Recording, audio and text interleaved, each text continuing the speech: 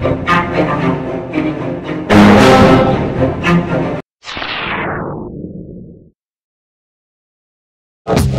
is Brian with storywise.com in review. Beyond the Aquila Rift is the 7th episode of Love, Death, and Robots. And visually, this is a remarkable episode for numerous reasons, some of which I'd like to go into. The animation style looks like Prometheus, the Ridley Scott movie. It's gorgeous in its depictions of spaceships and technology. Really interesting looking. The animation is CGI, but it's interesting in that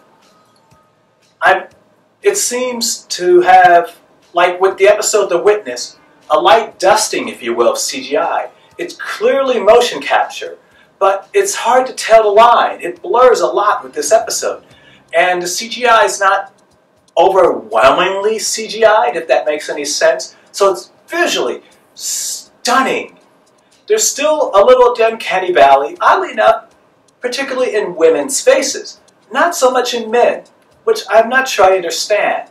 But in any case, it looks really good. It's beautifully rendered. But we come to the problem, which is perhaps the greatest problem of all in any type of story, and that is the story.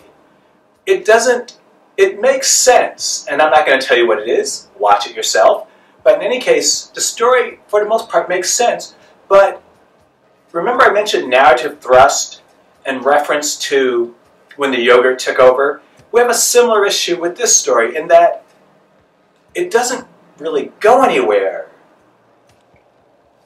The antagonist in the story isn't really an antagonist, but as a result, you don't know why things are happening. They happen, and that's it. As opposed to if you had an actual antagonist who, by design, did something which resulted in that action, that would make sense. This story doesn't have that. So something very significant to these characters happens, and you don't quite know why.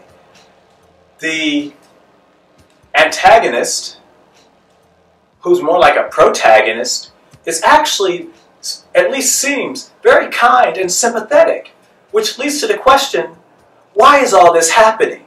And that's the greatest problem across the Aquila Rift. And that's the greatest problem across the Aquila Rift. There's just no point to any of it. It looks great, it's visually interesting, the CGI is stunning.